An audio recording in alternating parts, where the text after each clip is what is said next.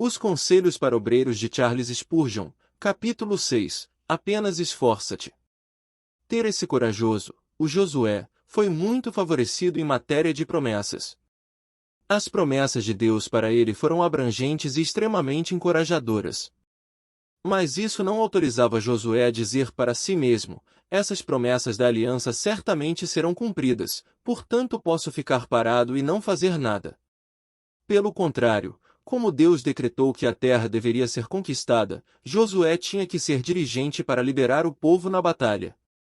Ele não deveria usar as promessas como um sofá onde sua indolência pudesse se deleitar, mas sim como um cinto para cingir os lombos para sua atividade futura como estímulo ao dinamismo. Devemos sempre nos lembrar das graciosas promessas do nosso Deus. Ficaríamos contra ele de uma forma ainda mais ingrata e detestável se sussurrássemos em nossa mente: Deus certamente irá cumprir seus decretos e dar a alma dos remidos como recompensa ao seu Filho Jesus, por isso não vamos fazer nada. Vamos nos abster completamente do serviço cristão zeloso. Isso não é maneira de um verdadeiro filho falar. Quem fala assim são os indolentes, ignorantes e os farsantes que nada fazem senão zombar de Deus. Enquanto fingem reverência aos seus decretos, pelo juramento, pela promessa, pela aliança e pelo sangue, que a célula somos exortados continuamente a trabalhar para Cristo, visto que fomos salvos para poder servi-lo no poder do Espírito Santo, com coração e alma e força. Josué foi especialmente exortado a continuar no caminho da obediência. Ele não era o capitão, mas havia um grande comandante em chefe que dava as ordens. Josué não foi deixado à mercê de seu juramento falível, o capricho inconstante. Ele devia fazer tudo o que estava escrito no livro da lei.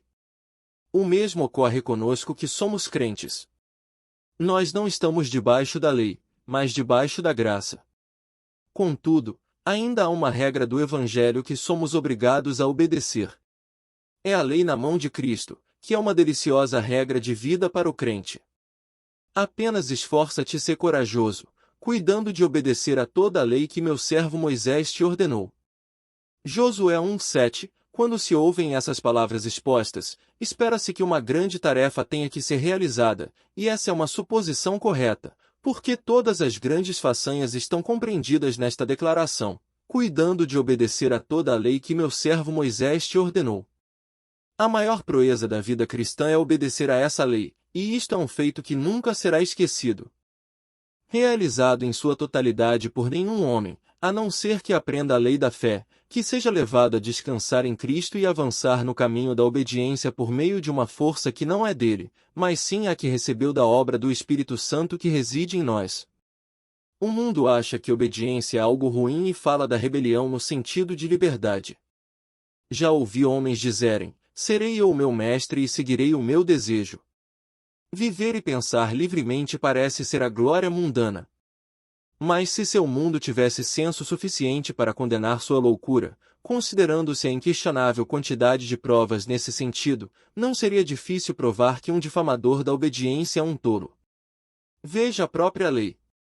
Mas o mundo, quem é considerado o mais corajoso e o melhor soldado senão aquele que obedece fielmente às ordens do capitão?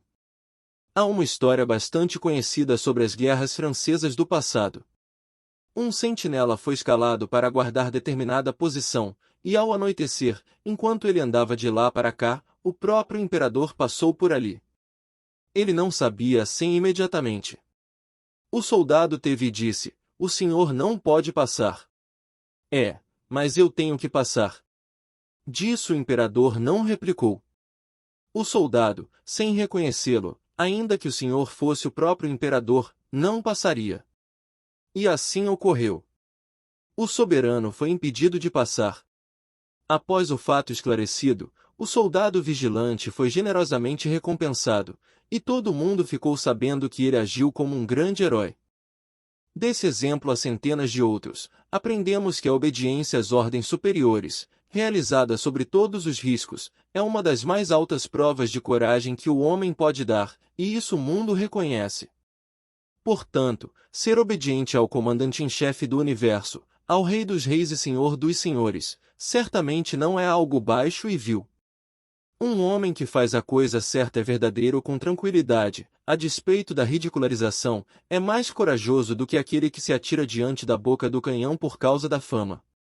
E deixe-me acrescentar, persistir na obediência escrupulosa por toda a vida talvez exija mais coragem do que do martírio, ele que se dispõe a ser amarrado e queimado. Josué foi completamente obediente às ordens divinas, mesmo que envolvessem números e dificuldades. Ele recebeu a ordem de conquistar toda a terra para as tribos favorecidas e fez o melhor que pôde. Visitou as cidades que tinham muros enormes e lutou contra monarcas cujos guerreiros vinham contra ele com carros de aço e armados com foices. E os primeiros conflitos foram horríveis. Se não tivesse sido um soldado corajoso e habilidoso, teria largado a espada e desistido da luta. Mas o espírito da obediência o sustentou. Embora você e eu não tenhamos que matar os cananeus e jebuseus, nem se tivesse nenhuma cidade, ainda assim não será fácil perseverar no caminho de Cristo.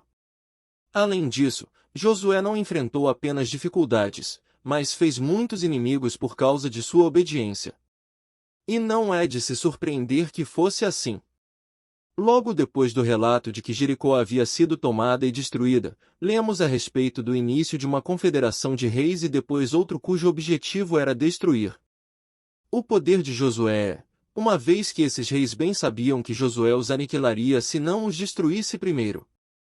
Ora, todo cristão que está na situação pode ter certeza de que terá inimigos. Ele se esforçará para não provocar inimizades, mas ainda que perca todos os amigos terrenos por causa da coisa certa, crê na verdade ser honesto. Ele considerará as perdas pequenas, pois seu grande amigo celestial será ainda mais amistoso e se revelará a ele como uma graça que nunca ouviu. O Josué precisou de muita coragem para obedecer, porque sua tarefa envolvia longos anos de perseverança. Depois de capturar uma cidade, ele tinha que conquistar e atacar a próxima fortaleza.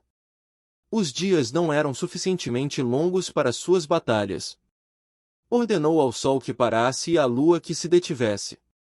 E logo depois, aquele longo dia passou. Amanhã ainda o encontrou com a espada em mãos. Josué era comum daqueles cavaleiros da antiguidade que dormiam de armadura, estavam sempre lutando. Sua espada deveria estar sempre bem afiada e sua armadura manchada de sangue. Ele tinha diante de si uma tarefa para a vida inteira. Assim é a vida do cristão, uma batalha do começo ao fim. Assim que você é lavado no sangue de Cristo e vestido com a justiça dele, tem que começar a abrir caminho por entre o inimigo até chegar ao trono eterno. Cada passo desse caminho será disputado. Satanás não lhe entregará nenhum centímetro deles. Em luta diariamente, você terá de continuar lutando. Mas quem persevera até o fim será salvo, não quem começa com as próprias forças e logo enfraquece. Mas sim aquele que, unido à graça divina e ao seu espírito, toma a decisão de permanecer até que o último inimigo tenha sido derrotado e nunca abandona o campo de batalha até que ouça a palavra muito bem, servo bom e fiel. Aquele que diz que a vida cristã é vil e não necessita de coragem, deve aprender a sabedoria antes de abrir a boca, porque o crente que persevera é o mais valoroso. Aquele que se orgulha de si mesmo e sua coragem peça. Eu digo, você se rendeu ao inimigo. Você é como um carro que rende no cortejo. A amizade do mundo não teve coragem suficiente para fazer o certo e o verdadeiro. Submeter-se à escravidão de Satanás e às próprias paixões é dissimulação própria da covardia. Chamando o bravo cristão de covarde, maldito seja por acrescentar as mentiras aos seus outros vícios. Se quisermos seguir Cristo, teremos de ser corajosos e enfrentar as práticas do mundo. E você, jovem empreendedor, descobrirá isso no mundo dos negócios. E você, marido, em relação à sua esposa e filhos, se eles não forem salvos, as crianças descobrirão essa verdade na escola. Enfim, com o verdadeiro cristão, terá que ser valente. O Dr. Adam Clarke contou uma história que mostra a coragem de um jovem cristão. O que ele precisa ter?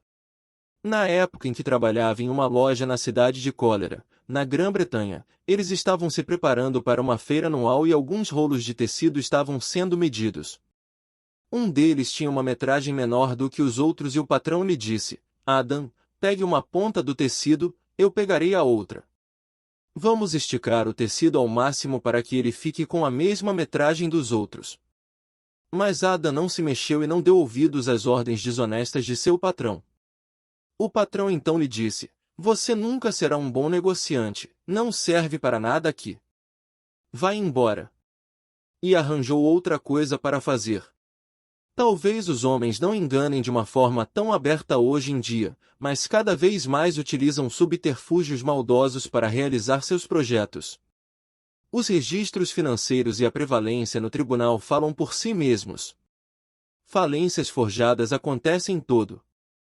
Os dias não são os roubos à moda antiga, que levam um ladrão ao exílio e à prisão, mas algo pior do que os furtos e roubos à beira das rodovias.